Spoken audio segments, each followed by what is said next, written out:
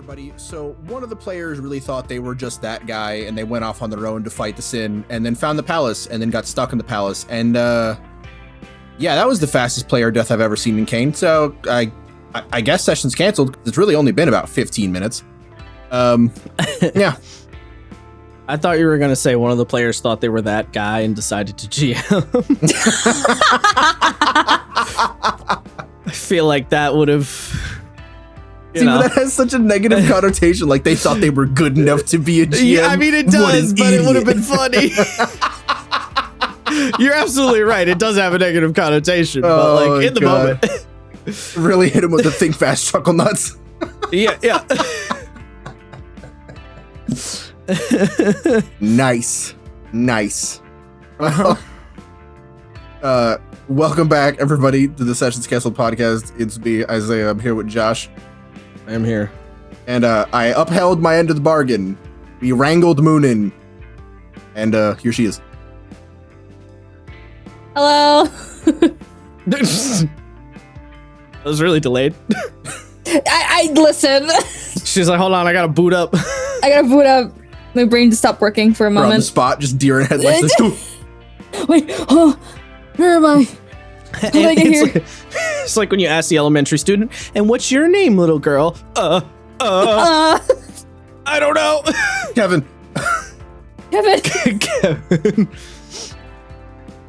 Unironically, I feel like that's exactly how Ray would react if you asked him his name.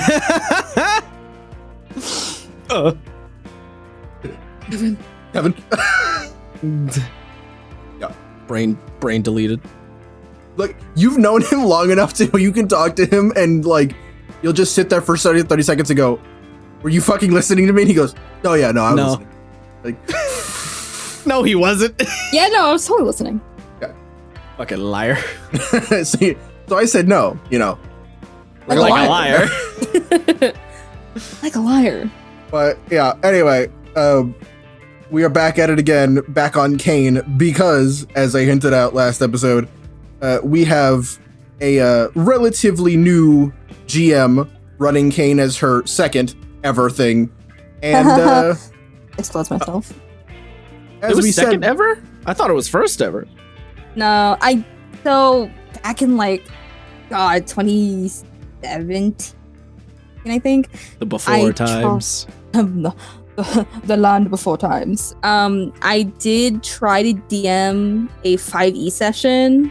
I got through like one session, and then my second session I had a panic attack and I couldn't go on anymore. Okay. well, okay, in her defense, kind of to her detriment and her defense, we started at level 15. I don't know what I Yeah, right? You're like, oh, wait, what do you mean? Like, yeah, look. Listen, I don't know. Whose idea was that? Me. I'm the DM. That's my fault. Oh, brother, no. Brother, what is that?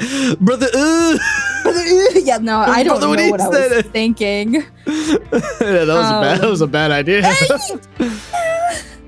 Oh, that's really That wasn't funny. a great call on my end. We also, That's really funny. I'm guilty of this, had several players just going full homebrew, so it really just added to the bullshit. In my defense, I was playing a Blood Hunter. I was playing a Mercer Blood Hunter. I was the least of the problematic ones. My guy, you couldn't just play a fucking fighter and be done with it? God damn. I allowed homebrew. You should. 'Cause I was like, oh, homebrew is so cool, and I like it. I just want everyone to have fun. Fine. Yeah, no, I know what the train of thought is. I know what the train of thought is. Have you seen, I can't remember what his name is. He was on Critical Role. He's got the quiffed hair. And it's like, so, thanks, Jim, for running your first session with us. We're really excited. And the guy's like, yeah, what? Yeah, whatever. Yeah, you're welcome. And he's like, so I'm playing, one character's like, so I'm playing a completely homebrew class. And he just slowly rotates his head to look at the GM. But it's the sound of like stone grinding on stone. Right, he's like, oh, did you say he could use homebrew? And he's like, yeah, man, whatever. And then his head rotates back to the player and he goes, please change your character. And he's like, what? No, I'm not going to change my character. He said I could do it. Please change your character. I'll send you the short after we forget recording. It's so good. Please change your character. God. Valid. Yeah, that was a fun time. that's one of those characters where I had that character for the one shot. Didn't get to really use them for a one shot. Was like, I want to use this character in a full campaign, and then I just didn't. Meanwhile, I'm like, last 5 characters of mine have been named fucking Nicola. So like, I don't know what the fuck. I was gonna wrong say with me. just some variation of Nico. Look, Dude, I just like- really like Nico as a character. Leave me alone. Fuck off. Like dead ass. I barely remember anything from that like one shot I was DMing. I just blocked it in my mind because it was just such a bad experience for me at the time. So I'm like, I really don't remember anything. You're valid, bud. But It's fine. now that you have succeeded at DMing a one shot, I expect much of it. What's successful? Tense. I don't know. I think it was. I think it was successful. And before we get into it, please follow us on your podcast platform of choice. Thanks. Appreciate you. And maybe, toss us a coffee so we can pay Brett and get him out of the editing dungeon for now. Leave him there. Beside that, though. No, yeah. I think on the whole... Sorry, I love the stumbling over that one you had there. That's good. Look, I was trying to hit him with that ad Rick fucking lightning round ad. Yeah. I think on the whole, Kaz, Dark Moon, sorry. Fuck, well, it's too late. I don't give a fuck. Just you say cat. Fair enough. Yeah. I think, Cass, to be honest, you did pretty good for a first one shot, especially if it's CAIN. Yeah. CAIN. Sorry, yeah, CAIN, because you have to say it with all caps. CAIN. And given how sort of wibbly wobbly, timey wimey, and a-linear as CAIN is, yeah, I mean, I think you handled the magnitude of stuff that one shot throws at you. Yeah. Or that system throws at you. System, yeah. I mean, go on, please. So good. I was gonna say I had a lot of fun, like, working on the session. Again, like the one thing I will always say about the rule book is that everything is just so scattered. It's so hard to find what you need. Yeah. It's not the easiest book to reference. It's not. It prioritized pretty art book a little bit over ease of readability. It really did, and honestly, the best advice. You know, ultimately, that is a choice every game has to make, right? It's a paradigm of, it's like a sliding scale. It's true. It's true. A certain someone who made a certain Fabula Ultima seemed to have figured it out pretty well, but it's fine. Not everyone can be Emma. It's fine. I mean, I would argue that Fabula Ultima slides much more in the useful reference book direction. Yes, but it is like, it's not an not to say it's an ugly book, but it didn't go for as much of an art piece as CAIN is. Mm-hmm. So I think the thing that Fabula did, and so I'm gonna kind of disagree with you, is that it very specifically looked like an old video game like booklet that you'd find in a case. Sure, but CAIN actively sacrificed legibility in certain sections for the sake of cool page layout, you know? And that's kind of it's kind of like the Morkborg books, where there's elements of it that are Morkborg takes it to an extreme, but there's elements of it that are so visually like cool looking that it's almost impossible to read. I've seen a little bit of Morkborg. It does look a little wild. CAIN is not quite to that degree, but like it has elements of that. Which it's not really a complaint. It's just like it is what it is, and it does mean that as a reference book, it becomes slightly harder to reference. Yeah, that's valid. And I think Fabula, what you're picking up with on Fabula is that Fabula has an aesthetic for the book. Like, the book has an aesthetic and a vibe to it, but the critical information is clearly laid out in a very almost textbook kind of fashion. So it feels visually appealing, but is also easy to reference. Fair enough. I'll have to give you that one. Give or take a couple of bits here and there that I won't nitpick too much on, but yeah. So, Cass, I gotta ask you. I think just to start with one of my first hard-hitting journalistic questions. I say Lordy. as I push my fucking glasses like a nerd. Well, like a fucking. I have one. I have a question. I don't know. I know I didn't write it down, which doesn't help you as much here, but I think this might be a slightly decent opener here. Well, I don't know. Wait, actually, here, before I say this, which one were you looking at first, Isaiah? The first one. Okay, hold on. Let me. Yeah. Okay. So Professional.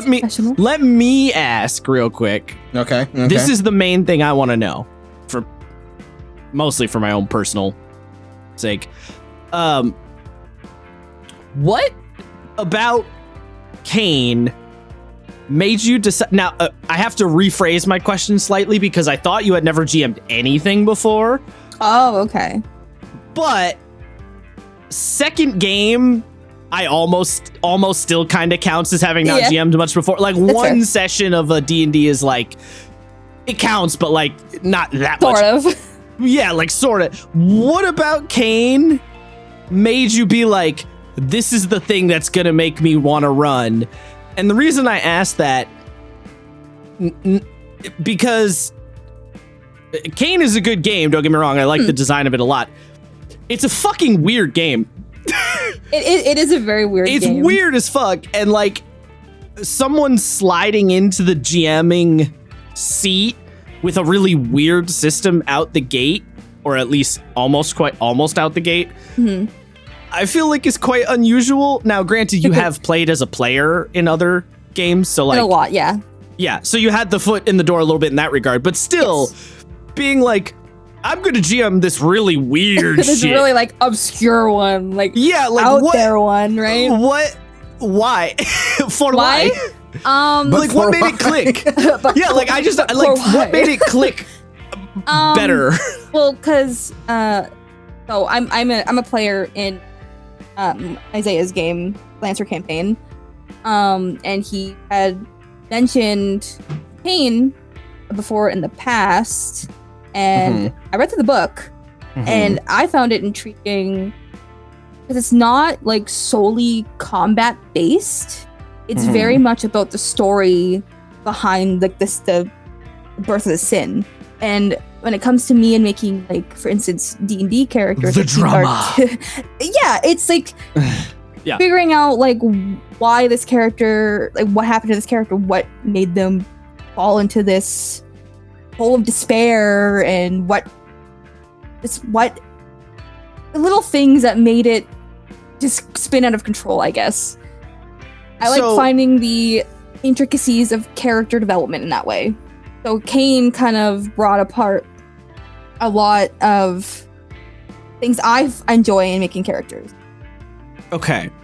If I can spin out that question slightly more then. Go for it. So what you're saying is the drama and the premise of designing the sins, which is kind of the main chunk of your prep in that game, was appealing, and because the thing that you do the most work for prepping in that game was appealing, that made you want to sit in the GM seat because the prep part was intriguing. Yes. Okay. That's interesting. Yeah. Okay. Because a lot of people, I think Isaiah, you probably would generally agree with this. A lot of people look at GMing as like the prepping is a necessary evil, but rarely interesting. But you almost were intrigued by that background work with this game. And it's, which actually, now that I'm thinking about it in the moment, is kind of funny because I had a similar thought when I was running Apocalypse World the first time. I liked doing the fronts prep. So okay. Follow-up question. I guess two follow-up questions technically. The first one being, did you know it was by the same guy who designed Lancer? Yes. Okay. Did that add to the appeal at all? Not really. No? Okay. I thought it was cool because I know he's done multiple games. Yes. Like his magnum opus, Goblins with the Fat Ass. Yeah. Which we cannot. Someone always brings it up. Well, yeah, But we yes. can't forget it. It's very important. Can't forget it. It is very important. I agree. It's very important. But yeah, no, I do know it was by the same that I did Lancer. Okay, but that wasn't necessarily like a big selling point per se. No. Okay. And then have you watched Jujutsu Kaisen or Chainsaw Man, which are like the two really big touchstones? Okay, Yes. You have watched both. Okay. Yes. So the touchstones were also appealing. Yes. Okay. All right. So this is falling into place. Yep. I mostly asked that from a little bit of my own validating my own hypothesis, I guess. That was valid. Because for me, I don't know, a lot of people, I feel like a lot of games try to tackle the problem of how do you get someone to transition from player to GM? And I have often had the thought that the GM mini game, quote unquote, which is to say, primarily speaking, the prep, needs to have an appeal about it in some way. Mm-hmm. Like I've always felt like that is important. Not the sole thing, but I've always felt like that's important. And for me personally, if I'm reading a game, I don't know if you're on the same page or not on this, Isaiah, but if I'm reading a game and I'm thinking about what kind of work I need to do to prep a session, and that work sounds tedious, it's really hard for me to push through and want to play the game, even if I like the system. Yeah, I mean, I definitely agree with you there. And I think a big thing that I always am a proponent for when getting people into like playing games, reading games, or running games is just kind of knowing their vibe. Like the homework thing is definitely like, if you don't see it as much as the necessary evil, it is better. But I think at least for me, the thing that always makes me push through that at the end of the day is if I think the vibes are going to be worth it when the actual, when pen hits paper, essentially. Yeah, a good example of what I'm talking about too, a game we've just been recently talking about, Draw Steel, which is a game I like a lot, but I'm hesitant to want to run because I can see what the prep is going to involve, and I'm like, I don't know, boss. I don't know, boss. That game does seem like a lot. It. That's kind of why, like, Draw Steel's cool. I like it, but I mean, we know you hate it. It's okay. This fucking guy, I swear to God. You could just say it. It's fine. Yeah, you could just say it. No, I as much as I like it, I'm like, yeah, this is a lot. There's a lot of a lot. I think the prep side, yeah. And, you know, part of that is also, you know, the experience of having run a decent chunk of games and knowing what different kinds of games ask for you prep-wise. Mm-hmm. But anyway, regardless, getting back to what Cass said, yes, it's sort of confirming a thought I had. And that, like, yeah, the element of, there's an element of, like you said, the vibes, but also the prep, the homework, and the homework being somewhat enjoyable. Yeah. Okay. Yeah. All right.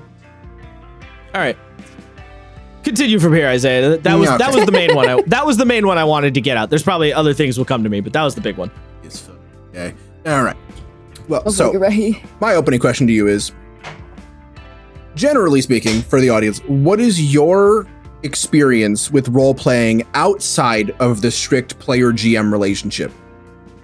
And do you think that whatever that prior experience you may have, because I know you have some of it, is what helped you run a more narrative-driven, dare I say, almost rules-light system? Oh, don't use that phrase. You're gonna get me going. Look, that's why I said dare I say, because I don't want to get your goat. I'm not trying to get your goat, but you know exactly what the fuck I'm talking about. Like I do. Yeah, I know. My brain immediately went, is CAIN a rules light system? No, not really, but it's more rules light than a D&D. Is it? Yes, because you have range bands, but you don't have specific integral ranges for each thing. You don't have specific attacks. You just have rolls. Like, there are less things. There's less complexity to CAIN's system. We could go down this rabbit hole for a while, so we'll move on. But yeah. Sorry. You got it. I knew I was going to activate his almonds. I knew it. That's why I literally put it in the question itself to cover my ass because I knew this was going to happen. Is there a way you could rephrase the question? Because I feel like I'm not quite understanding what you're asking. So I know that you got your start with role playing in general outside of the tabletop space. Oh, okay. Yes. Would you want to give us a little bit of information on where that start was for the audience? And do you think that experience gave you tools that you found helpful for bringing into CAIN? In the way that CAIN is very narrative driven, in the way that you have to sort of flow through the narrative in a really free form way. Gotcha. Okay. So basically, if I could rephrase, how much was the rope play informative? I'm kidding. Motherfucker. can't, not a single episode. I can't help it. I can't help it. Banish him. Brett. Chat around with you. Extrude his balls. Blast his cock off. Damn. His cock off. So for me, this is going like prior, like getting into role play and stuff like that. I used to want to be like a fiction writer. I always wanted to be an author when I was younger, and I always liked making stories and writing characters and stuff like that. And then I got onto DeviantArt of all things, and that started that. So like role play groups of all different kinds, making OCs, if you will. And just I've always had a lot of fun just building characters and making them. Which is why D&D was always so appealing to me in general, because it's another form of character building, right? And I think just years of role playing and character building kind of made it fairly easy to step into a GM spot. I will say I'm not the best at like fast improv. I've gotten better over the years, but when I first started playing like D&D, I was really bad at it. So it's interesting that you bring that up, because Siffy and Snubby have both said that their experience in like pen and paper roleplay, like writing roleplay, has made the improv muscle of the tabletop space less of a second nature thing and more of like an active muscle that they have to pull. Kind of like when you're not super fluent in a second language, you have to think about it and then translate it. Yeah. Do you think that maybe on the inverse, that starting with pen and paper roleplay made things potentially a little more complicated then?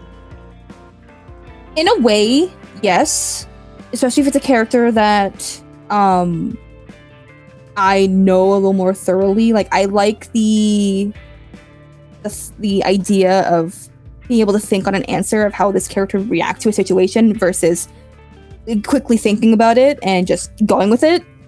Because sometimes it might be like, oh, this character may have not reacted that way now that I think about it later on, right?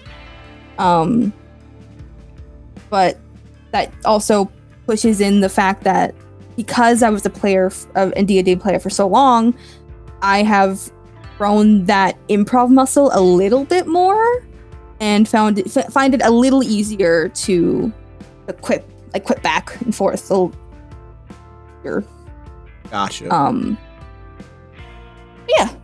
Honestly, I think it's interesting. You touched on something that I've thought about quite a bit, which is the like, would my character have said or done that if I had more thought into like the action that was being taken? And I think the ultimate answer that I stumble on is that it doesn't necessarily matter what they would have done.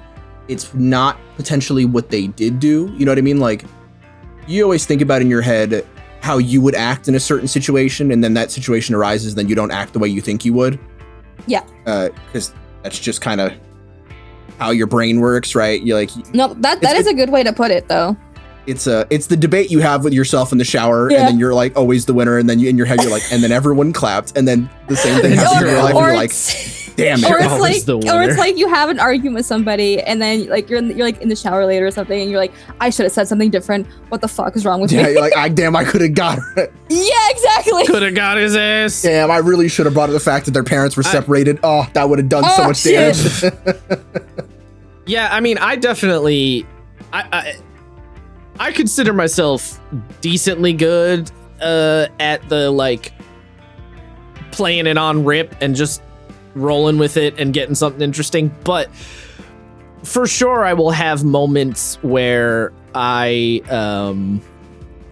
consider the character and I'm like, that might not have made sense. However, common, I don't want to say fix to this, but like the way I think about it is that usually when I'm making a decision like that, I as a player am making a decision for the sake of the game being more interesting, even if the character might not do that. And then if it comes up in some capacity again, where I kind of need to justify it in character, I will figure out a way to back justify it, because ultimately I think it's more important that the game be more interesting for the crazy thing I did. It's kind of that it's similar to that problem of somebody wants to play the loner rogue character and then doesn't come up with a reason why the loner rogue character is traveling around with the rest of the chuckle fucks. And so it's just really awkward. Like, you don't end up engaging with the party or the game or the GM very much, because it's like, why are you here? And you didn't come up with a good answer. When really what you should do is make the loner rogue character, let them be a grumpy loner bitch, and then have them engage with the party and just figure out some reason later why it makes sense and just roll with it. That makes sense. Because you just get something more interesting in that way. So basically what I'm saying is, whatever your improv thing is, prioritize the benefits of the group. Tends to work better I feel. I will never forget the time that we were playing Strahd and we were in Old Bone Grinder, and I distinctly went, okay guys, let's not do anything stupid. And then Josh goes, however, I'm gonna roll to attack.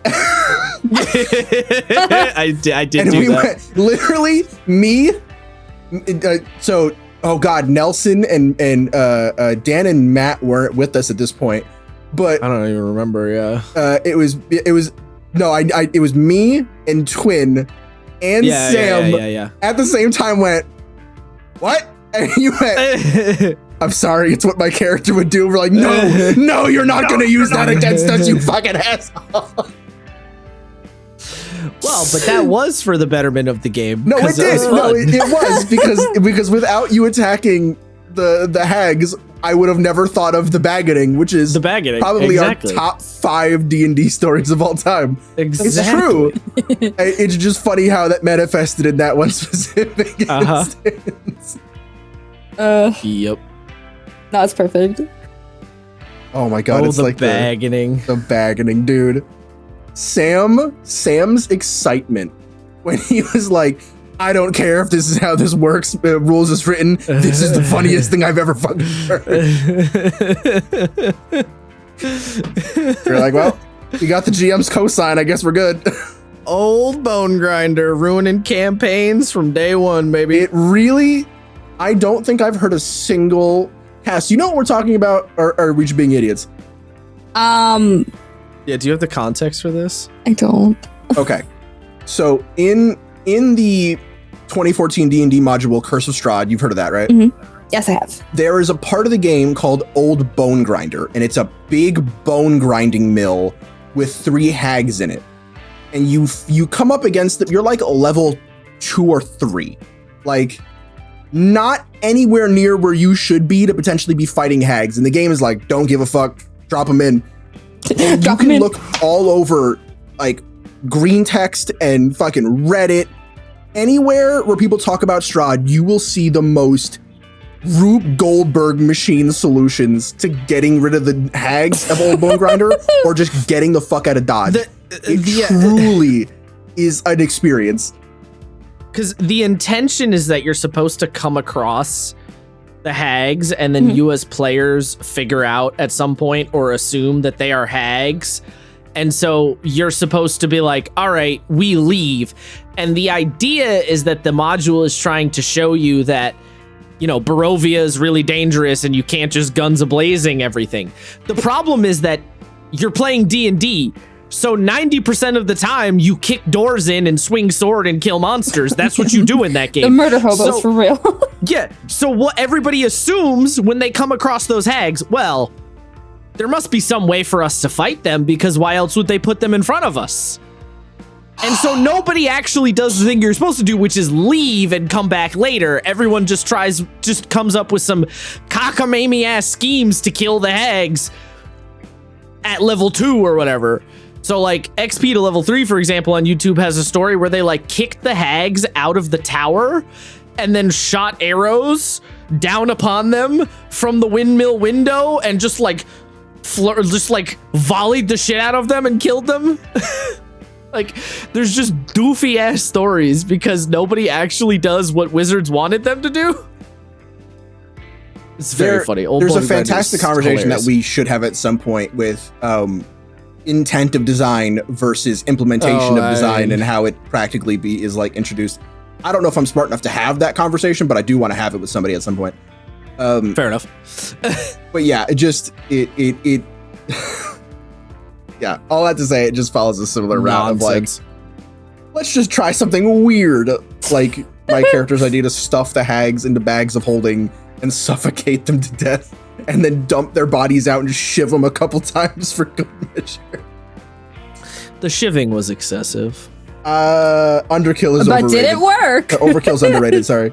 It did. I mean, it did work, and you know what's crazy is that we never would have had that idea had we not killed those random brigands on the side of the road and got that bag of holding. Yeah, the barbarians that we got the bag of holding from on a random loot table roll.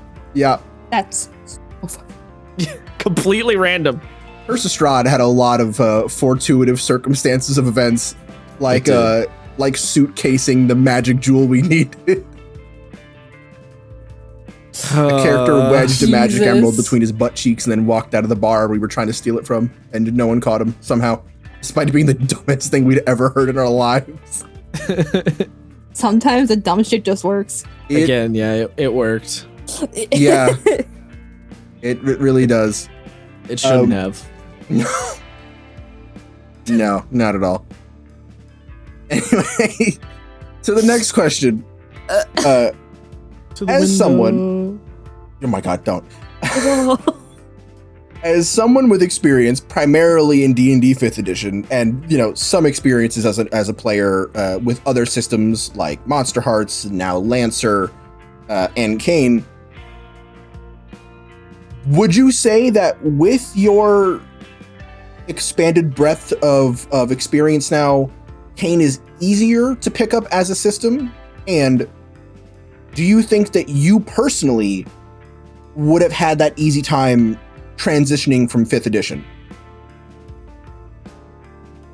Like with transitioning from 5th edition with no other experience. Do you personally think that you would have had a easier time with CAIN based on the way it's written, the way that the information is presented to you, so on and so forth?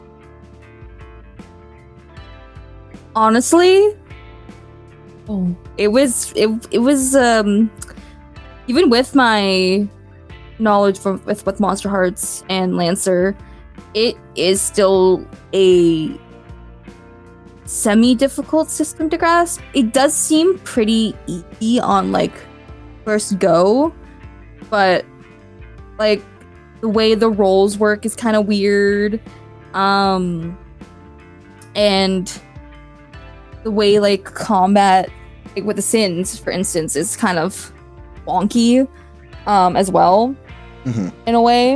And I get it because it's like CAIN's mostly focused on like the investigation part, which is what I was really more interested in, right?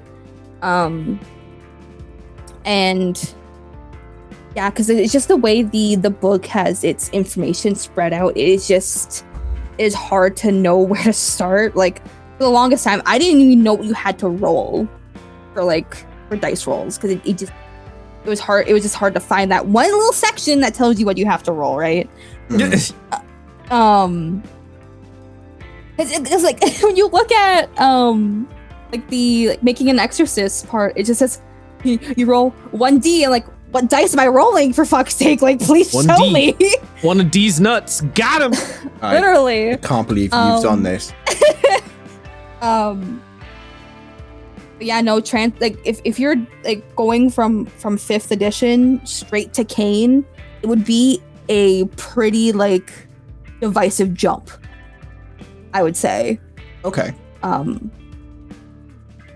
But like for me, is it like I've dabbled in so much already. I dabbled in like I wouldn't say like Hellscapes was really Hellscapes is still mostly a big jump. It's still 5e, right? Yeah. But then jumping from that to Lancer was a bit of a shock to the system. But I found Lancer a little easier to understand versus That doesn't CAIN. surprise me. I just feel like the book was a bit better laid out. I think what the friction you're feeling is ultimately comes down to CAIN. We've got a bit of a 50-50 split these days with RPG design. Games either pull in the 5e classical traditional style of like turns and initiative and attack rolls and that kind of vibe with some variation therein, or games tend to pull in the PBTA direction, and it seems like a lot of games these days are lean on one side or the other, and CAIN is leaning quite a lot on that PBTA PBTA culture and design, but doesn't necessarily do an amazing job of explaining how to do the PBTA thing. It's not quite the same because CAIN is ultimately using its own system and design and math and stuff, but the style of game that CAIN is pulling heavily from PBTA or maybe a little more accurate to say CAIN is pulling heavily from Blades in the Dark, but Blades in the Dark is a very distant Apocalypse World hack in and of itself. So if you jump through a couple of hoops, you get back to Apocalypse World anyway. It's kind of a similar thing that me and Isaiah said about Monster Hearts, where Monster Hearts doesn't do a great job of explaining how how you're supposed to run an Apocalypse World style game. It just kind of assumes you understand. Assumes you already know. Yeah, because the difference being Monster Hearts came out in a short time period after Apocalypse World. So like it was kind of fresh in the ethos, like it was fresh in the design culture. So it wasn't that big of an assumption with Monster Hearts. CAIN has now moved quite far. Like, it's been a while since Apocalypse World has first released. It's now moved quite far, and it's also jumped kind of through the Blades in the Dark hoop on top of that. So it's gotten distant, but there's still some of that ethos in there. So you not knowing exactly how to handle, like, when do the dice hit the table? How does the sin, like, get hurt? Or how do they make progress? Like, I'm not surprised that you have that friction. Because you started on the traditional 5e. Like, the amount of people that look at Apocalypse World or Blades in the Dark and see that there's no initiative rolls and they just, like, give up. Like, people will be like, there's no initiative. How do you know whose turn it is? Oh, you hear that all the time. All the time. And the answer is, well, you don't. There is no turn orders in the traditional sense. And people just, like, shut down. They're like, that doesn't make any sense. My brain.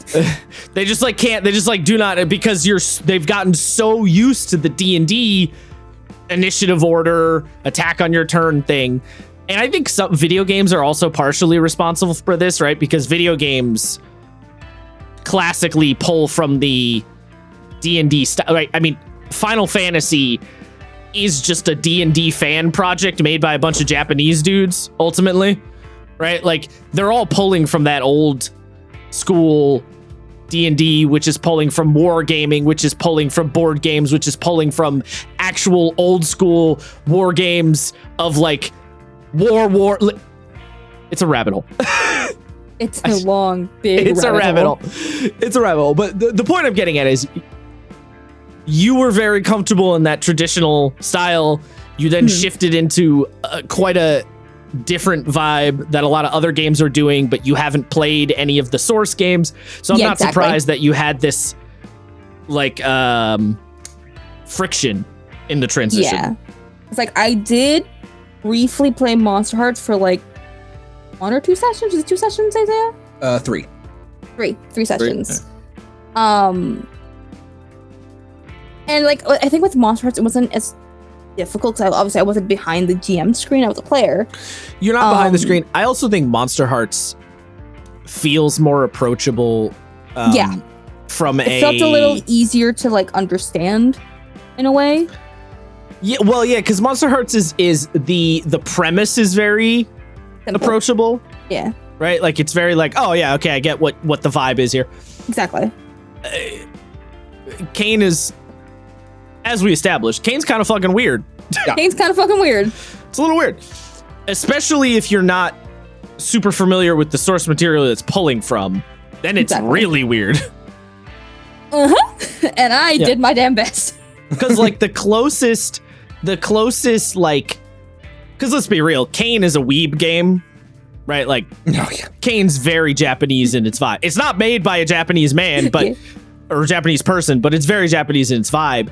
The closest comparison I can think of for CAIN is like maybe Men in Black, but that's not really that close, you know? Yeah, no, I see what you're saying though. Yeah, the like, actually, maybe Supernatural, maybe still Supernatural. Not that close. The one that I was thinking of, and I shout out to anybody who's watched this, fucking Martin Mysteries. I've yeah. Okay, yeah. Nice. Nice. Yeah. Oof. Feels good. Feels good when someone goes that one. I do. Again, though, like not quite like. Still a little not like it really is JJK, like that's the thing, right? Yeah. It's hard to break that mold of like what if everybody was Yuji from JJK, like oh man. So I found that when I was reading through CAIN, like obviously like its inspirations were like JJK and Chainsaw Man. I found it was very leaning more towards like the JJK route versus Chainsaw Man. Sure.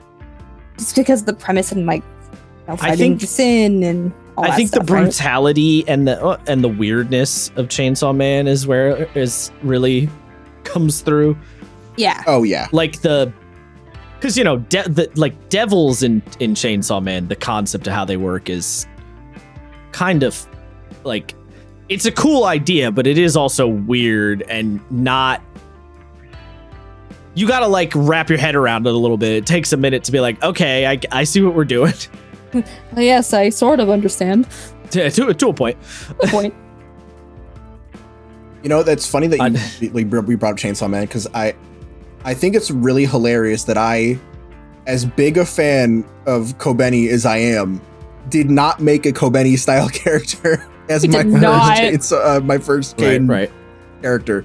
In fact, I would say Sunday is about as far from Kobeni as you could get. Oh my god, absolutely. Has, unlike Kobeni's maxed out self-preservation instinct to a point where it's literally a fault, no, Sunday has no preservation instinct.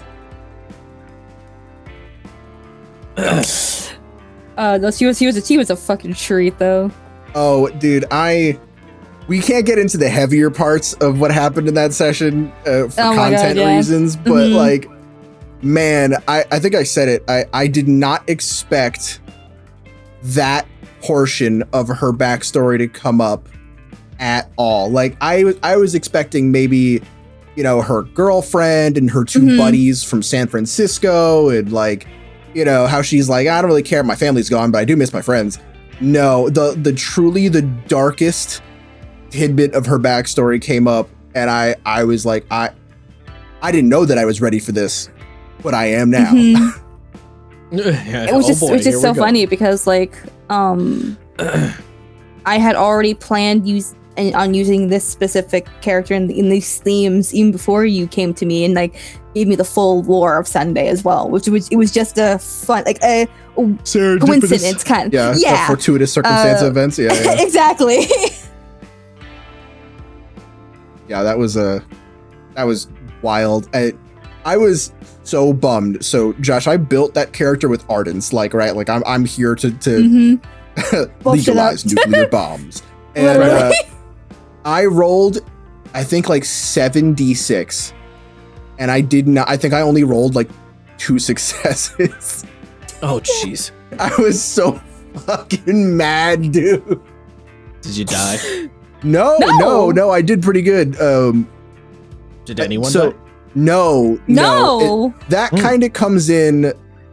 I was gonna bring it up a little bit later, but there was some rules wackiness. I mean, I will switch the sort of series of events around. Yeah, but I'll let Cass talk about it. Because the next question is oh boy. Which part of the actual investigation / hunt section of the one shot was most difficult for you?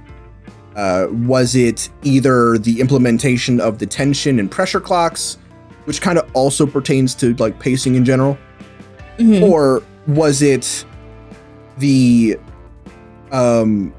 weaving plot lines in the investigation, or the actual combat with the sin?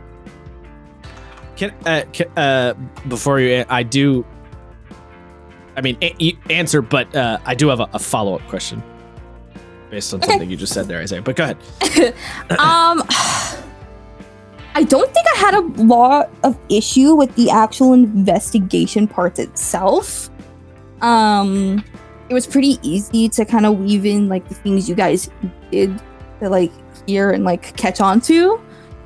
I think the combat with the sin was probably the thing I struggled the most with. Because like the rules there is kind of topsy-turvy in a way.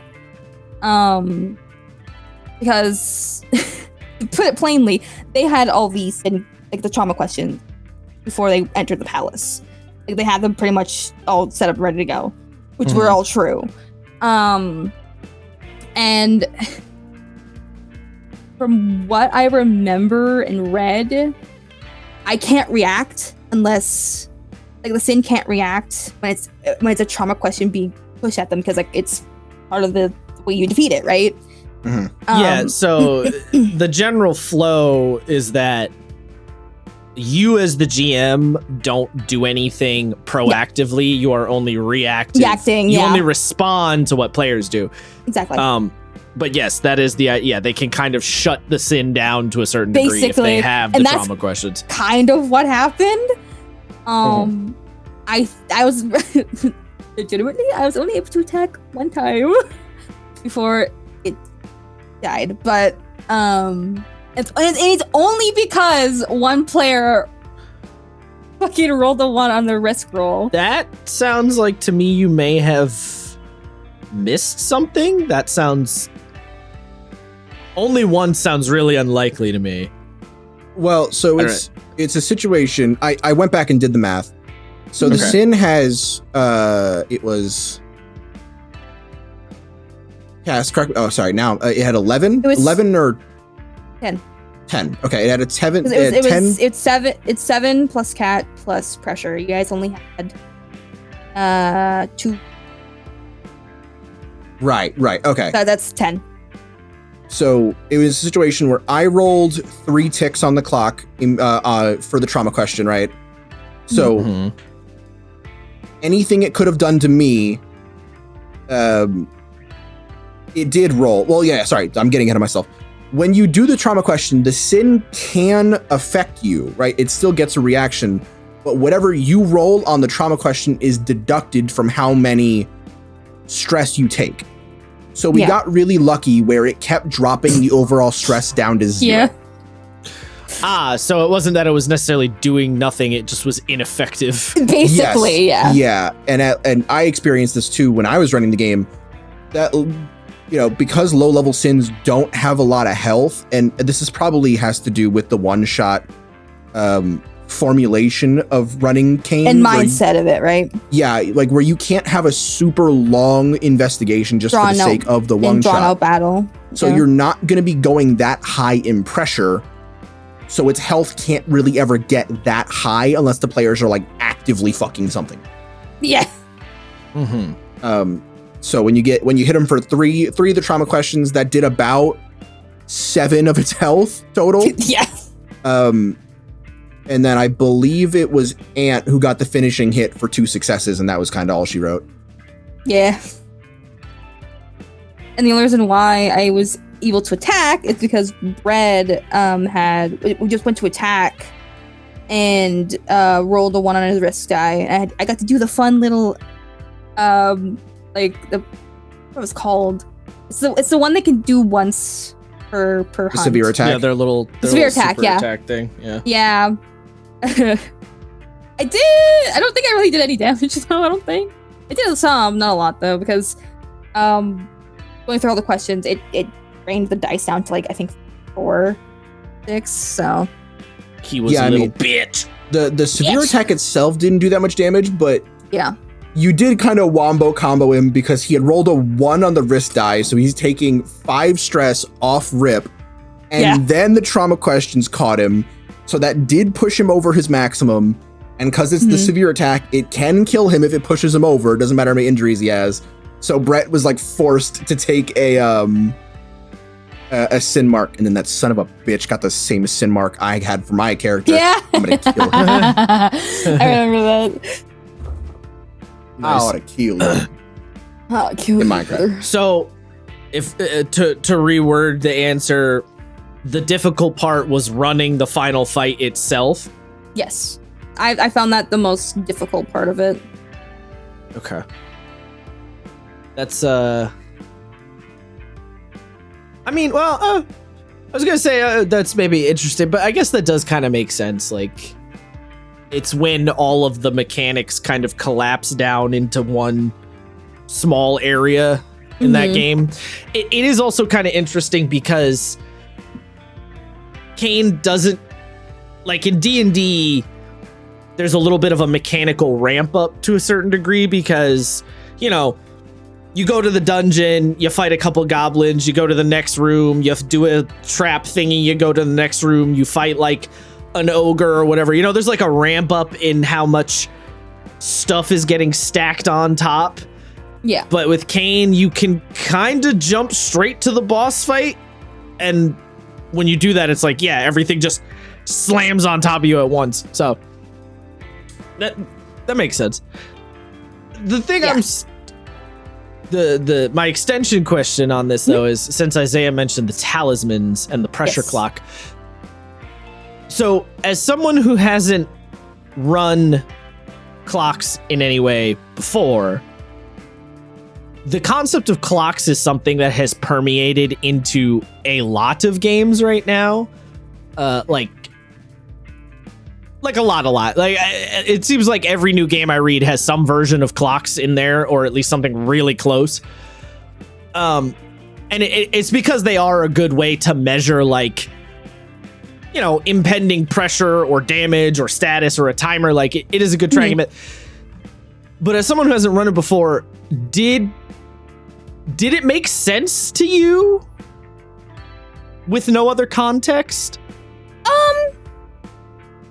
And by no other context, what I mean is, like, because this prevalence of clocks really came from, it kind of sort of started with Apocalypse World, but really it got popularized with Blades in the Dark.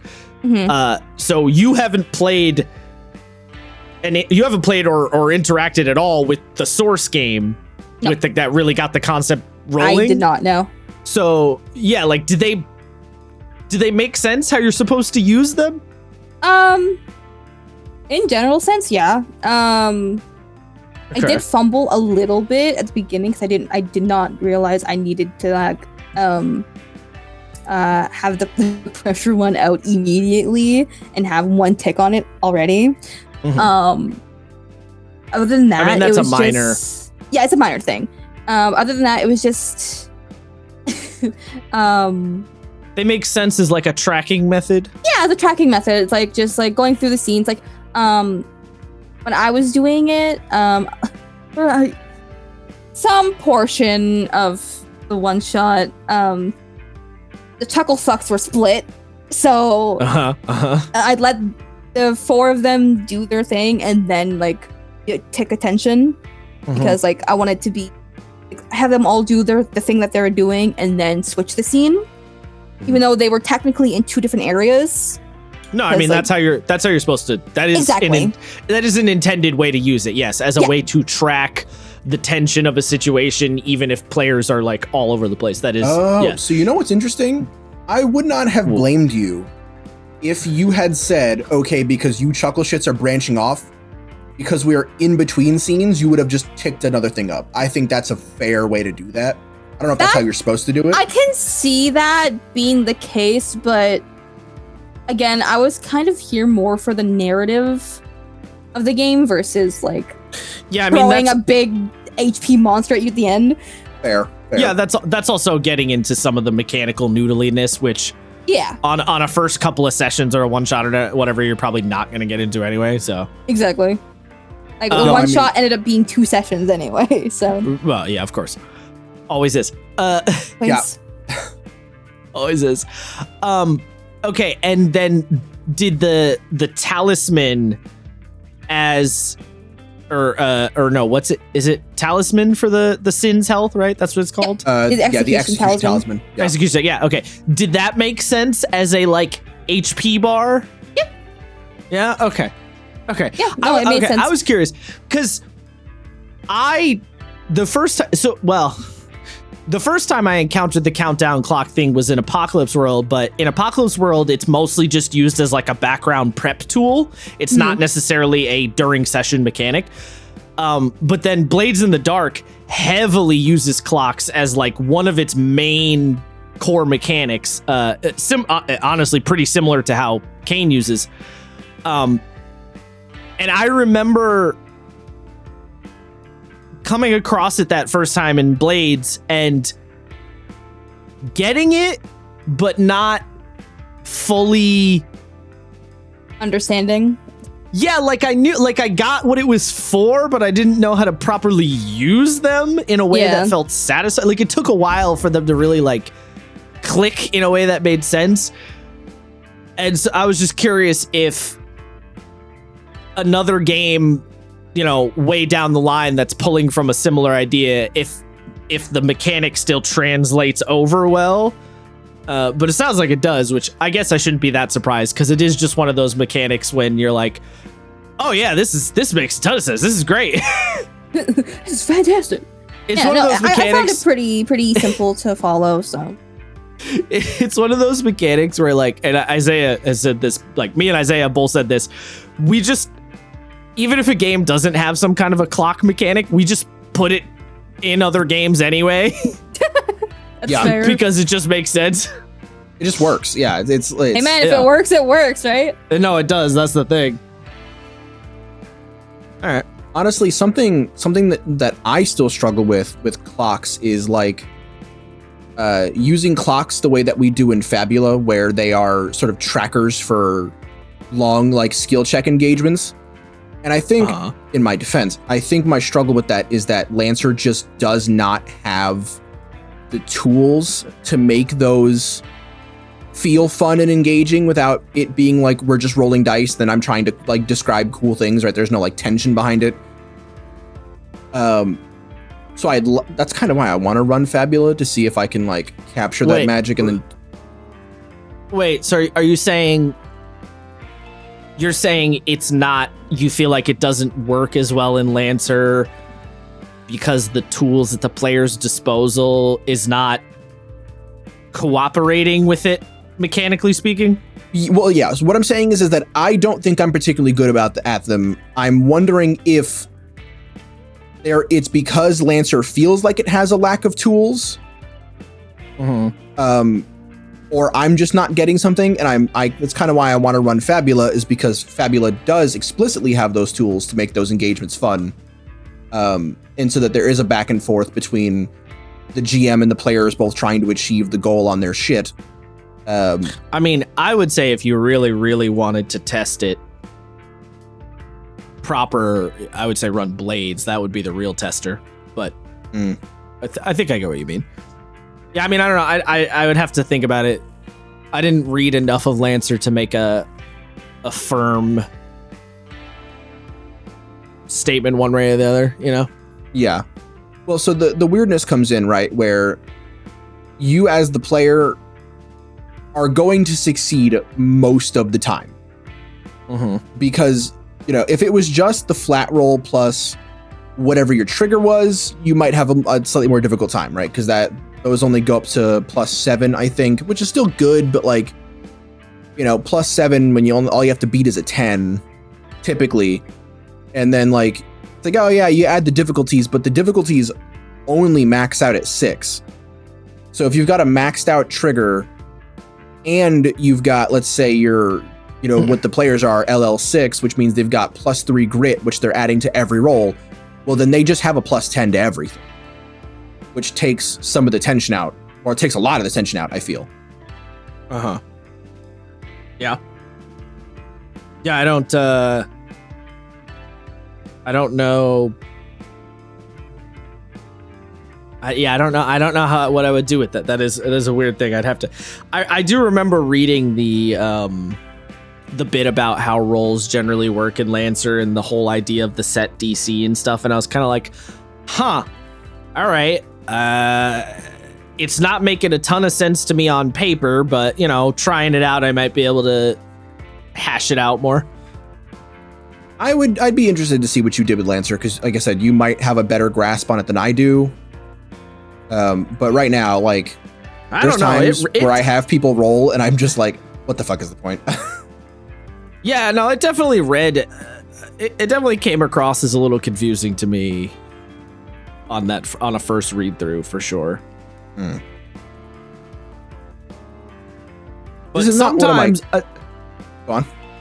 Well, you know, sometimes mechanics will come across as like either confusing or you feel like they're just not going to work, and then in play they hash out fine. But it sounds like you're not having that experience, that it's not necessarily hashing out fine. Not at all. Yeah. I was gonna say is this is not one of my questions, but I am curious. Cass, would you ever consider running a Lancer?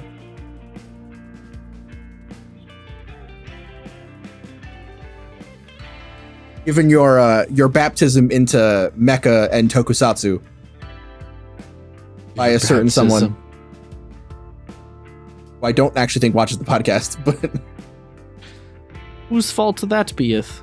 Not me, actually. Hilariously enough. Oh, I thought it was you. No. No, I watch our podcast. He does. We'll find out. If he texts me next week, we'll find out. Maybe he'll watch because I'm here. I don't know.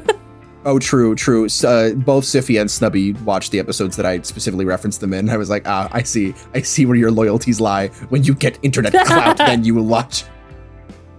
That's funny. I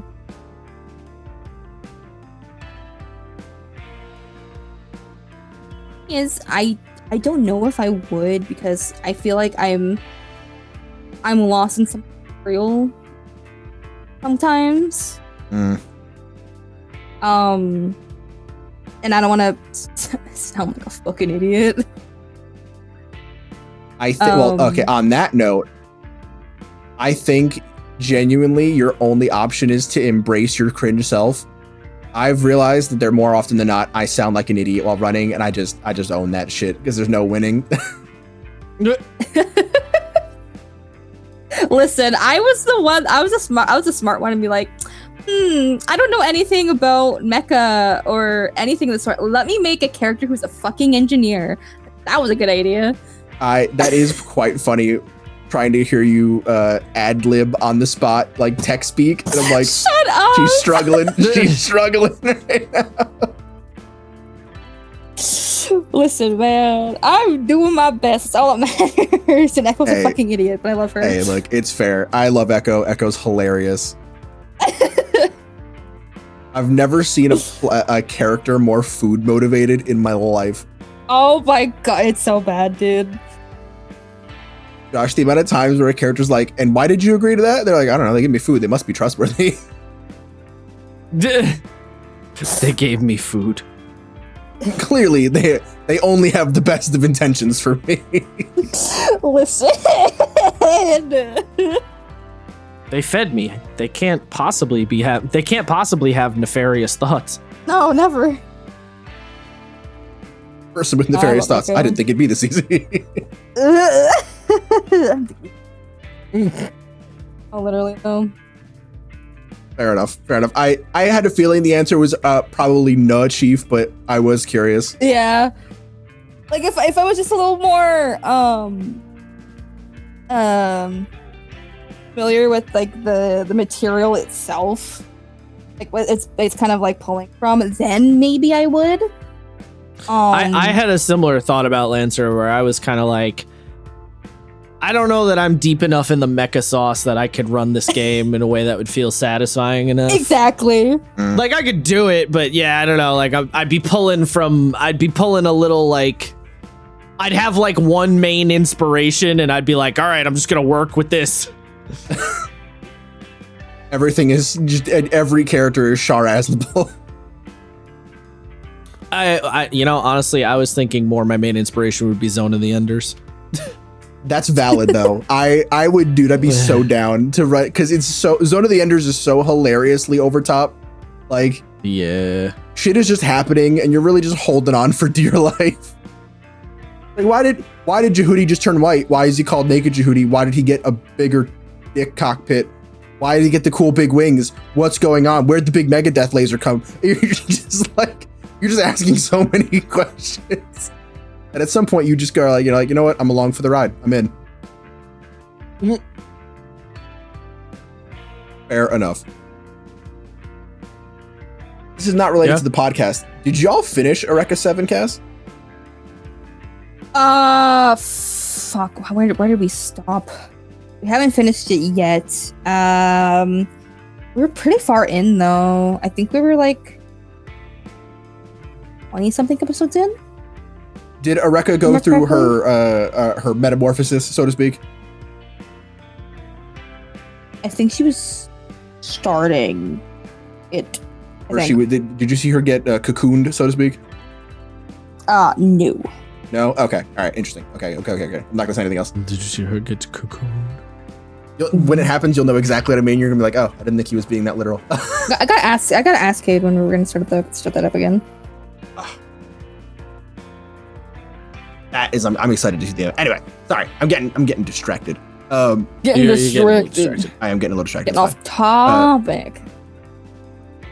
To the investigation section, something that I brought up in the episode, and sort of more broadly when it comes to pacing of a game, and we actually just had an episode about it.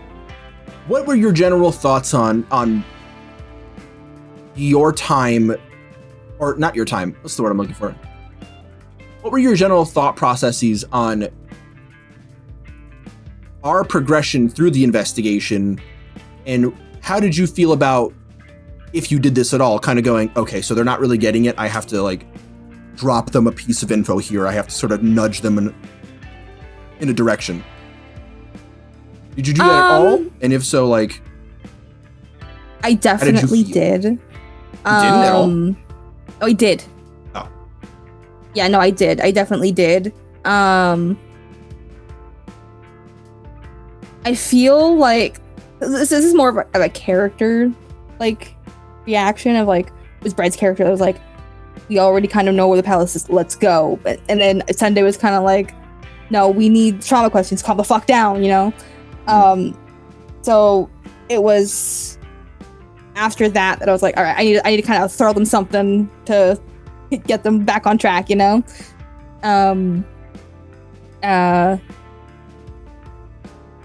Brain's not working now. No. I thought my train of thought gone. It's fine. You're just on the spot, being listened to while we record. Don't worry about it. We'll be fine. Expose myself. I got a question. Oh no, because I'm stupid. What was the process for providing us information when you thought that we might be stuck somewhere? Did you have an easier time, harder time, or generally, what was your process in going about it? When did you make those decisions on when to give us information, and how much did you think, or not how much did you think? Do you think you gave us enough, too little, too much? Okay. I found it pretty easy. Just kind of like slipping things in when needed. Like I think I mentioned it after the session that I had a few other things, like a few other investigation type tidbits that you guys could have seen but didn't.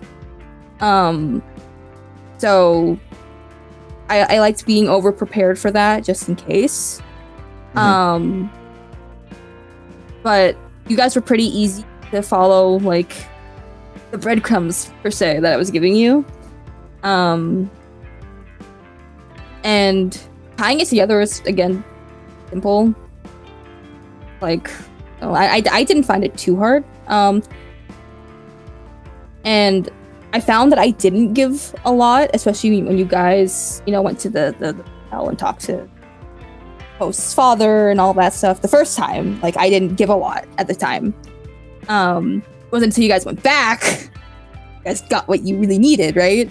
Yeah, that third question was a son of a bitch. It sure was, and that's the fucking point. Fair enough. Especially for the character, like the host in question, like as someone someone's pretty secretive about her life, right? Mm-hmm. So that you guys kind of had to push to get that one. Yes, we really did. That was the thing where I was like, okay, she's kind of secretive. All right, I can work with that. And then when it was like, oh, her husband is like, yeah, well, she didn't really talk about herself much. I was like, oh, fuck. Okay. There's definitely something we're missing. If this guy who sort of gave us two of the trauma questions almost simultaneously didn't have the third one, I was like, okay, there's something that we're missing that she's trying to show us. Yep.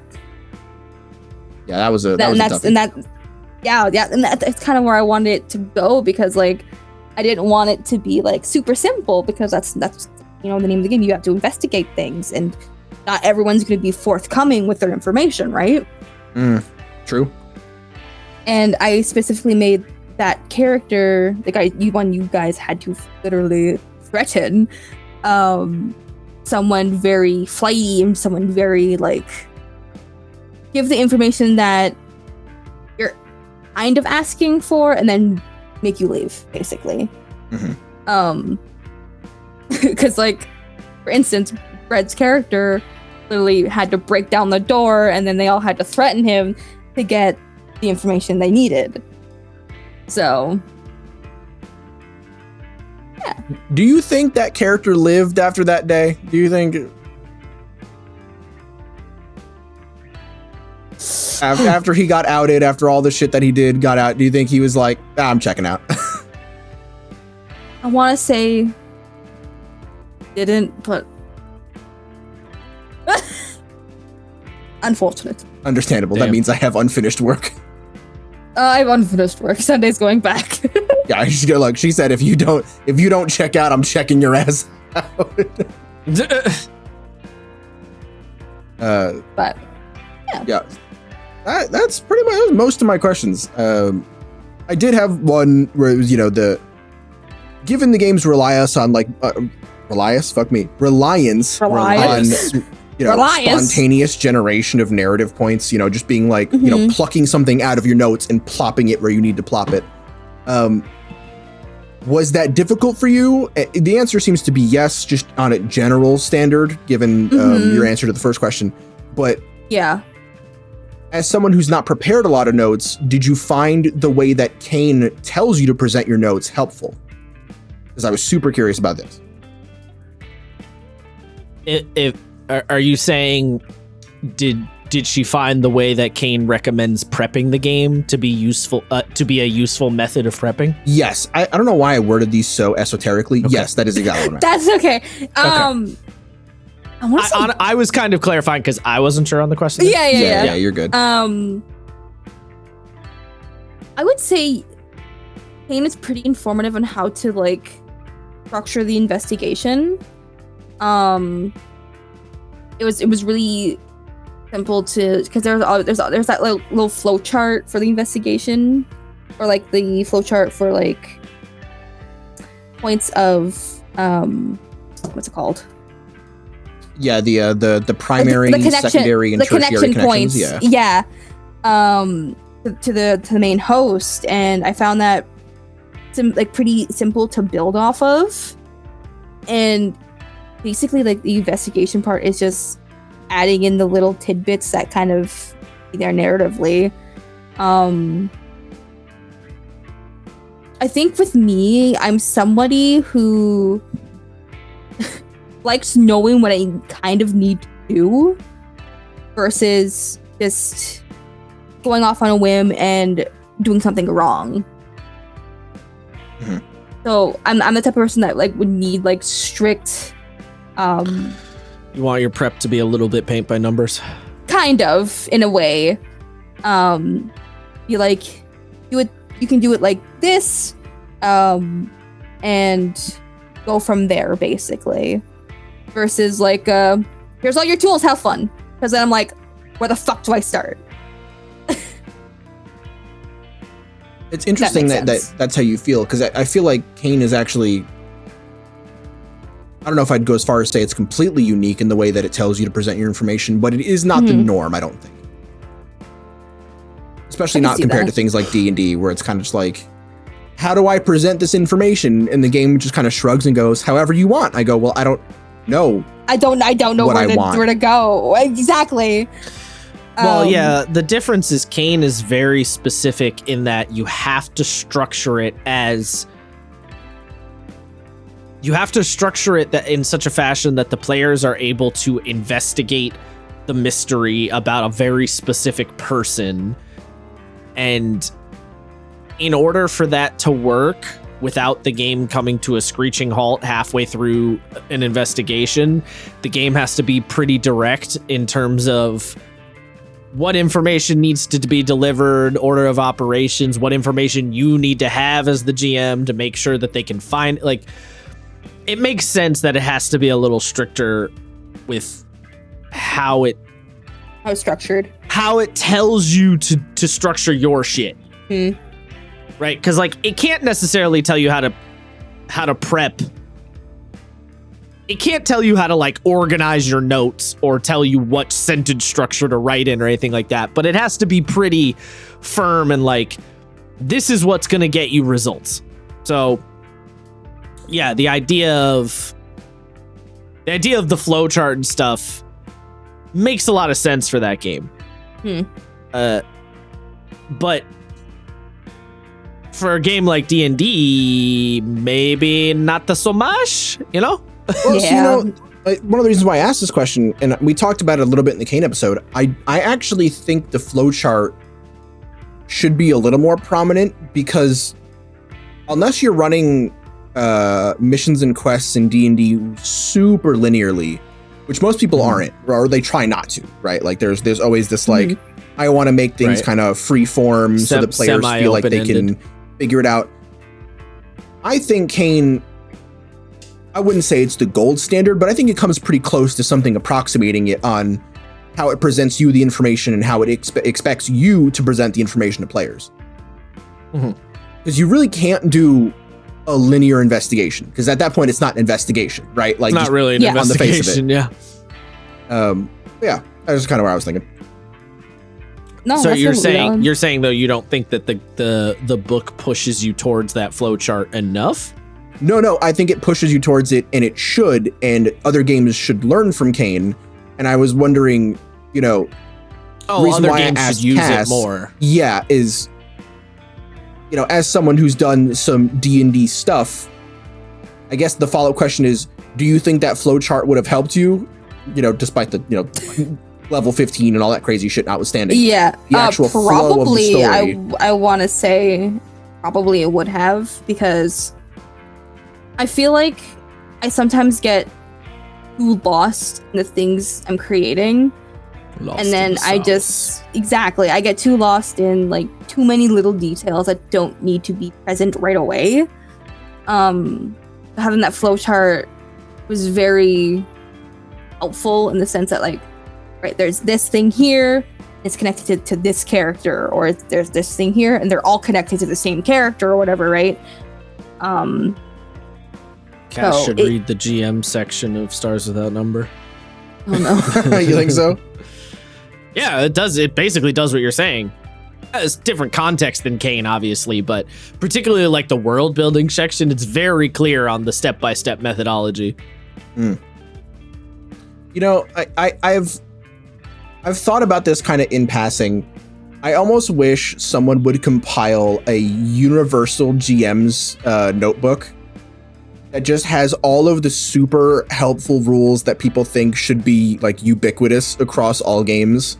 So I feel like that must exist. Right, it must, right? But like I don't know that it does, because I would say the mission layout from CAIN obviously clocks the ideas of fronts when it comes to narrative preparation.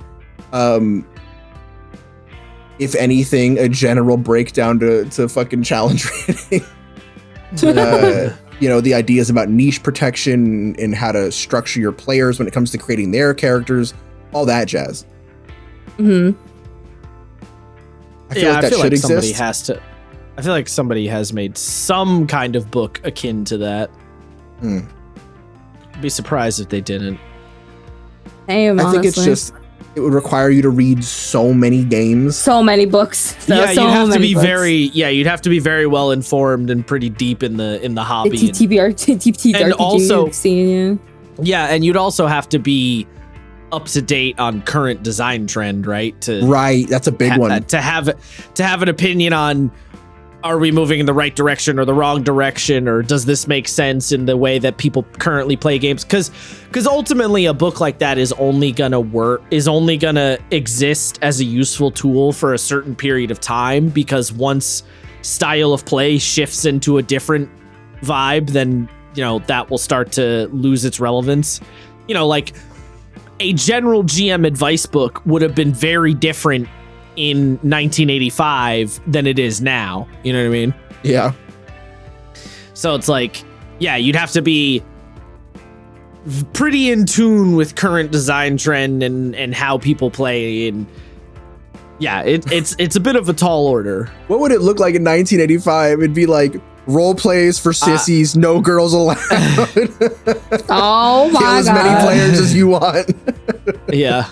I don't know exactly what it'd look like, but it would be different. I can tell you that. It would definitely be something. Although, honestly, the more and more I hear about older games and older design, the more and more I get the impression that it would be different, but perhaps not as different as a lot of people think. Like, there would be more similarities than you would expect, I feel. No, I mean, all jokes aside, you're right. I think it's something that earlier editions of this mystical book would definitely tell GMs to put a lot of onus on their players. We had a certain classmate that we went to school with who played 2nd edition, or who was playing 2nd edition while we were going to school with her. And a big thing that she said 2nd edition preaches is that players have to be very specific in their action, and that you should not infer their meaning. So, if a player goes, okay, I step into the room, and you go, all right, well, you step on a pressure plate. If that player goes, would I not have known it was there? And then you have to tell them, like, well, did you check for that? You should have checked for that. Right. Yeah, older editions of D&D were big on that idea of player skill rather than character skill, and the character sheet was like an imperfect vehicle for you to utilize, but it was not the end all be all. And that's why the 10-foot pole existed, because the idea was you had to describe yourself tapping all of the surfaces with the 10-foot pole to check for potential traps and problems. There was no investigation check on the room, okay, you're good. They didn't really do that. I mean, you could, but it was much, much less common. Yeah. I mean, if I remember correctly, only the thief could search for traps in old school D&D, and their percentage chance of success was not even that good. No, it wasn't. So you know what's funny? 5th edition, I think, likes to think that it does this in a very old bone grinder kind of way, where their intended design, because things like the 10-foot pole and all those random ass fucking items that never do anything are there, but no one utilizes them. And I think it's because the game does not tell you, as the GM, as you're reading either the player's handbook or the DM's guide, to interact with the game in that way. No, the game doesn't. Yeah. The 10-foot pole and the lantern and the rope and stuff are still in the game because of a legacy of that older edition, but it doesn't really tell you to run the game that way. And it doesn't, even if you wanted to run 5e that way, there's not a lot of guidance on the GM side of things of how you would really go about that. I don't think you could. I don't think you could in a 5e. I think the rules have been too genericized, and there is too many options for too many things that are readily available and non-mundane, right? I think you could do it if you crack down on your players a little bit and say, hey, listen, this is how we're going to do it. So certain abilities that you might usually expect to do X, Y, and Z are not going to work that, and like really kind of tighten down their capability. I think you could, but you would have to be very upfront about it, because for sure right now, the way 5e works, everybody assumes that investigation check tells me everything that's in the room, or a perception check tells me everything that's in the room. And you would have to kind of negate that to a certain degree. Well, so at what point does the cracking down sort of become sunk cost? Like, you know, there's that really, in my personal opinion, infamous, I think it's the Dungeon Dudes video where they were talking about like spells that they would nerf, and one of them was like knock. And it was like, oh, well, you know, you could just make a different knock spell for different kind of doors. And you're like, that sounds fucking terrible. At that point, just take the spell out of the fucking game. Please. Well, yeah, I think that might be, maybe you do, in this hypothetical scenario, maybe you do take the knock spell out of the game. Like, that might be the kind of tightening up that we're talking about. I'm spitballing here off the dome, you know, so don't put a lot of weight. I'm not expecting a college thesis on the intricacies of rule implementation. Right, but yeah, I think it could be done if you're willing to put in a lot of that upfront work as the GM and make very clear to the players what you're trying to do. And also make it clear to the players why you think this might be a potentially fun idea, right? Because there's a lot of people out there who want to run 5e in like a different style, right? They want to run the game. They want to run the kind of game where you have to track every single torch and every single arrow, or they want to run the game where like you have to be really tightly controlled with your rations, but they don't really explain why that could be potentially fun to their players. They just want to do it. And then if you don't explain what the appeal is, your players are probably just going to get annoyed if they don't get it inherently, you know, because some players might understand what the appeal to that is, but some players might not.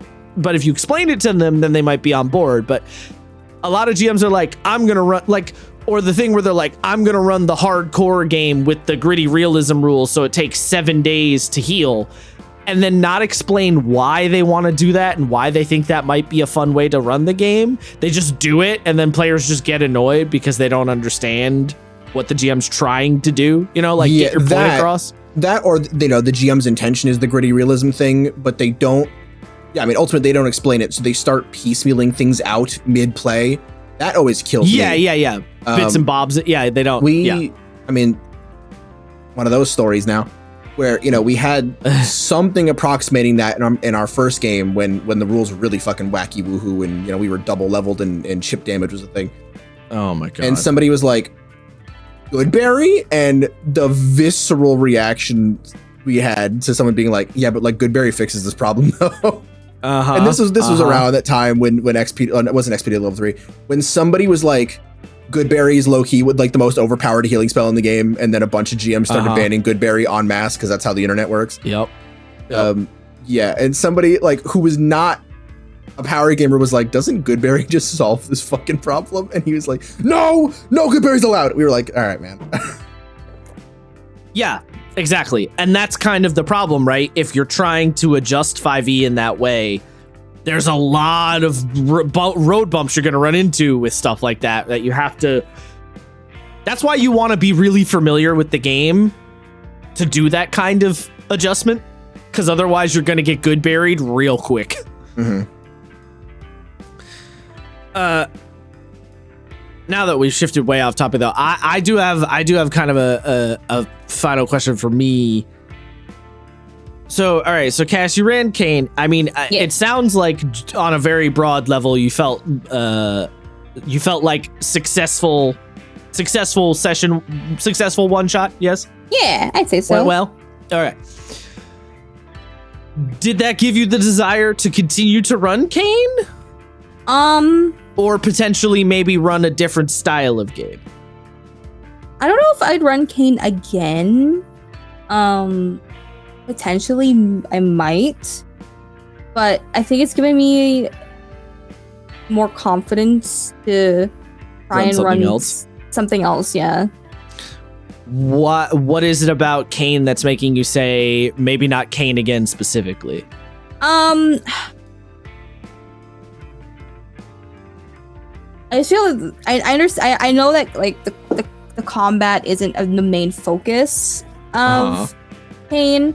I find it a little too wobbly in a sense to try and run that shit again.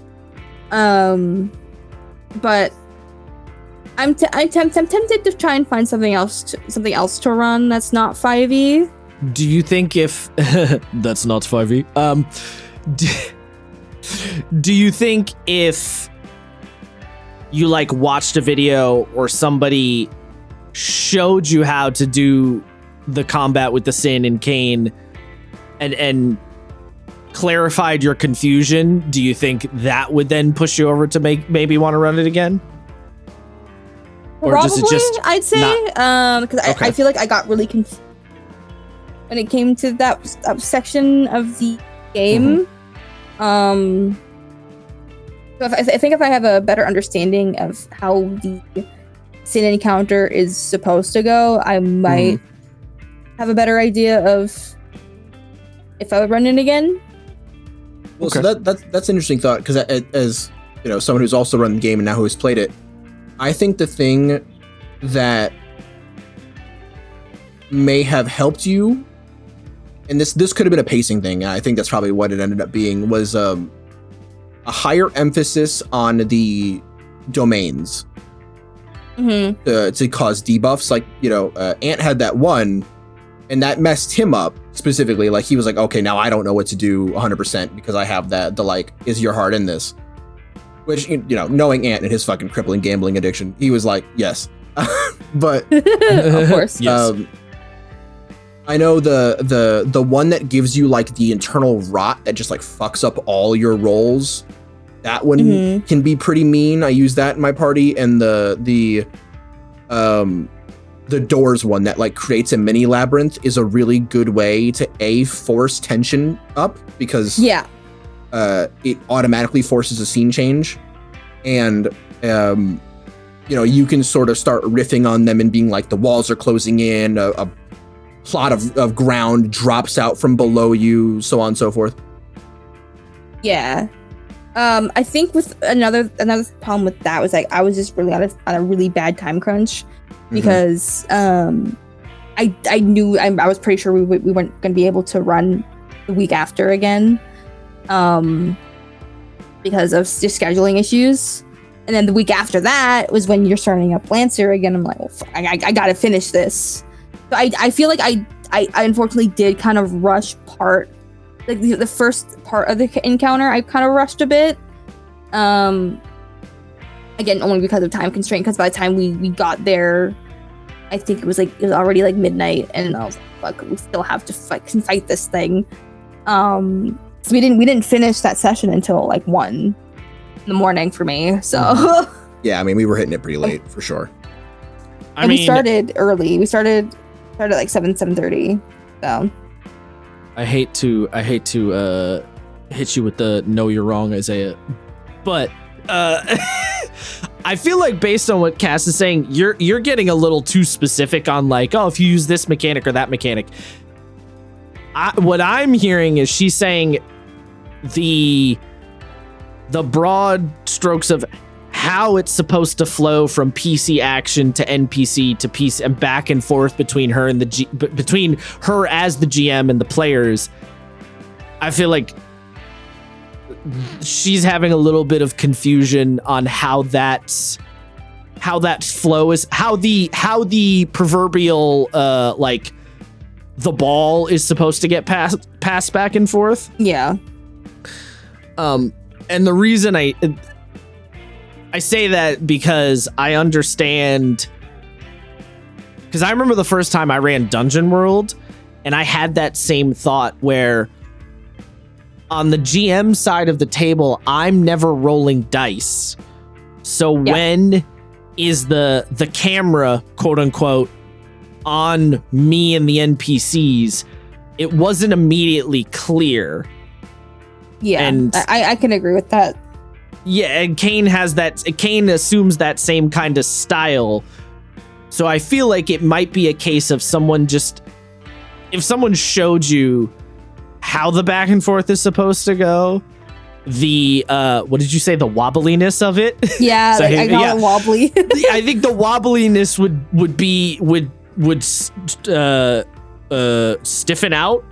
Yeah, would be less wobbly if someone kind of showed you what the back and forth flow is, because I don't remember if it was like a video or I read something or what, but I think I read an example play of Dungeon World. I think that what it was. Somebody wrote up like a yes, I remember exactly. Yes, there was a document on the Dungeon World website that was like an example of how play is supposed to go down, and it described it in such a fashion where it went like beat for beat for beat, and I was like, oh, this is much more clear now. And really, ultimately, what it comes down to is you as the GM are moving the camera back and forth in a directorial fashion, and you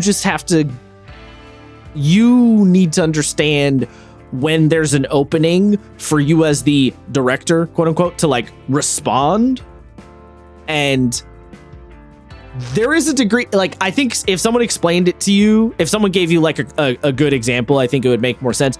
But there is also a little bit of a learning curve muscle of just like feeling it, because eventually it will just kind of feel correct, which is not obviously particularly helpful to describe it that way. But yeah, I get what you mean, Isaiah, when you're honing down on like, oh, if you use this mechanic or that mechanic in terms of making the fight feel a little more like tension. But I think it's more about how is it supposed to just work on a broad strokes is more what she's talking about. No, I mean, I totally get that. If that makes sense. Yes, I was sort of diagnosing a symptom and not the overall problem, but I think it is something that would help. The general feel like. One of the things she said was, that it only got one hit off, and that can be frustrating, right? When you want to make the big monster, it's the tail end of your big one shot, and then it doesn't do a lot of damage, and you're like, well, what the fuck is wrong with that? And it can be something like, it is presumed that the players are a lot less well off than they are at the time when they experience that thing. It's kind of like what you were saying to me, Isaiah, when we were talking about, I think, Monster Hearts, where you were like, the flow of a PBTA game can come across as a little esoteric on first read. Yes. It's that same kind of thing. I mean, even just this week, when we did the Monster Hearts one shot, we both felt that a little bit, right? Like, from the GM side, a little bit of like, she's not quite sure what the flowchart should do here. And, you know, you have to kind of let those growing pains happen. Because once they lock in good, but it takes a minute. No, you're 100% right on that. And there was definitely times where Sereth would go, okay, and then this happens. And rather than asking a player, okay, how do you think your character responds? She goes, and then you feel this way, right? And it's like, well, no, hold on. That is when you try to include a character on how they're feeling. Don't presume how they feel. You might have an idea in their head on how you might want to shift the scene based on their reaction, but don't try to instill that thought into the character's head. You can ask them, right? You can say like, you know, would you say that they are angry or this, or you can be like, correct me if I'm wrong, but I feel like in this situation they might be this way. You know what I mean? I think the problem she was running into is that right from the jump, we were having a lot of like PvP style situations, and when you're dealing with moves in a PBTA game, the player versus player can be hard to adjudicate, because normally if a player rolls against an NPC and then fails the roll, you as the GM can use your hard move with the NPC as your weapon to activate or like to do the hard move, right? To use the hard move against the player. But when you're dealing with a player and one of the players roll and that requires some kind of a hard move consequence to happen, it can be a little harder to adjudicate because you're not dealing with an NPC that's completely under your control. So I think that was a lot of the confusion she was running into, where she was sort of like trying to take over as if it was an NPC in the scene, but it wasn't. Yes. Yeah. Which I don't blame her on, because I've been in that exact situation with Apocalypse World, and it is tricky to figure out how to deal with it. That's actually something Apocalypse World 2E went out of its way to try and help and solve, because a lot of moves did not have any kind of specific PvP clause attached to them, whereas in 2E it gave you a lot of very specific, this is how you do it in a PvP scenario type clause. So yeah, I mean, for sure, I'm definitely not critiquing Sarah's style, and I'm not just saying that because she listens to this podcast. It is something that does trip up a lot of people who start with the playing or running Powered by the Apocalypse games. It can sort of feel like you have this inclination where you want to push the pieces around like on a chessboard, when in fact you really want to do the exact opposite. You put the pieces on the board and then you just watch how they move on their own, you know? Yeah, I mean, luckily, CAIN doesn't really have this problem, because the PvP tension probably not going to be a thing that much. No, yeah, I mean, it talks about it a little bit, but yeah, it could happen, but much less likely, I would say. Yeah. Whereas in Monster Hearts and Apocalypse World, it's damn near guaranteed. Oh yeah, someone is swinging at someone at some point. Yeah, it's just wild that it happened twice for us. It did happen twice. Or somebody is manipulating somebody else, right? Like that's the more common one, of somebody being like, you're gonna do what I want, right? Yeah, that happens a lot. God, now I kind of want to run back to Monster Hearts. I gotta get, like, I didn't get anywhere near as much note taking and like prep done this month as I wanted, mainly because I've been looking for a job. But yeah, I gotta get cracking on that this weekend. Next week, but is there? Wait, I mean, you probably saw the podcast episode where I was like, I have to rethink my entire strategy now. Yeah, that was my last main question. We strayed quite far from the question itself, but yes, that was my. We always do. Okay. That was my closing question. Never happened. Always happens. It's fine. Yeah. How do you feel about going back to it? That's kind of. I honestly, I expected almost exactly that answer. So. That's fair. But yeah. Overall, I think I had a really fun time. I definitely, when we first started the first session, I was extremely nervous. I fumbled quite a bit. But as we progressed, it got a little easier and just came a little more naturally. I'll tell you what, on the nervousness thing, it's really funny because even if you've been running a game, even if you've been running the same game, like I've been running Fabula Ultima now for like 20 something sessions, and I've run many other games. There will still be these brief every couple of weeks or so where a session rolls around. I'm like, how the fuck do I do this again? How the fuck do I do this shit? Like it just all leaves your brain. Like you know, session start time's at 8 and it's 7:56, and you're like, what are dice? Bro, when the imposter syndrome hits, Jesus. It's not even like imposter syndrome for me. It's just like, it's like I just assume that I have no idea what I'm doing. It's like I assume that I've forgotten everything I've read completely. Like I just assume I'm starting from blank, even though I know I'm not. You know what I mean? No, yeah. I mean, I called it imposter syndrome, but it's like wait, how do I do this? How do I start this off? How do I set a scene? How do I talk to characters? Yeah. Who are these NPCs? What am I doing right now? Like, it's that weird. It's like when you open up like a program you haven't used in a little while, and you're like, what's the hotkey for this again? Hold on, what are the fucking buttons? Shit again? Yeah, and then you're. But the funny thing is, almost inevitably, without fail, your fingers just start hitting the correct hotkeys automatically. Like you don't actually really need to think about it. No, yeah, it's like I just experienced to say when you listen to a song you haven't heard in a while, and you're like, what are the lyrics? And you start singing them, you're like, oh, apparently I never forgot. Yeah, that literally happened to me last night. I was at karaoke and I was like, oh, I want to do Kidnap the Sandy Claus. I was like, do I remember that song? And I started it up and I was like, oh yeah, no, I know this whole song. Nice.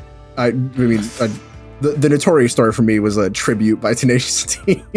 When Mookie was like, you have to sing it. I'm like, oh fuck. Yes, sir. Oh god. Yeah, I mean, that's all I had too. That's kind of everything. We did good. Yeah. Yeah, I don't have anything else to say. So those of you listening, please, give us a sub on that social media, and I don't know, when you want to give yourself a little shameless self plug. Me? Yeah, that would be. Yeah, you. Oh. I mean, I don't really do anything online. I just exist. Damn. Artist with commissions open saying that she doesn't do art. Okay, listen. Crazy. Just give me a social media link, whichever one you want, and I'll put it in the description. Okay. Okay. Perfect. All right. If that's everything, that's been us. Session's canceled. Come back next week when I come up with another idea. You know, maybe I'll get Seraph in here. Maybe that'll be the game. We'll just run it back again. I'll just farm other people out for my work. Yes, perfect. Like every quote-unquote fucking entrepreneur. Yep. Hell yeah. I'm hitting the button now. All right. Peace, motherfuckers.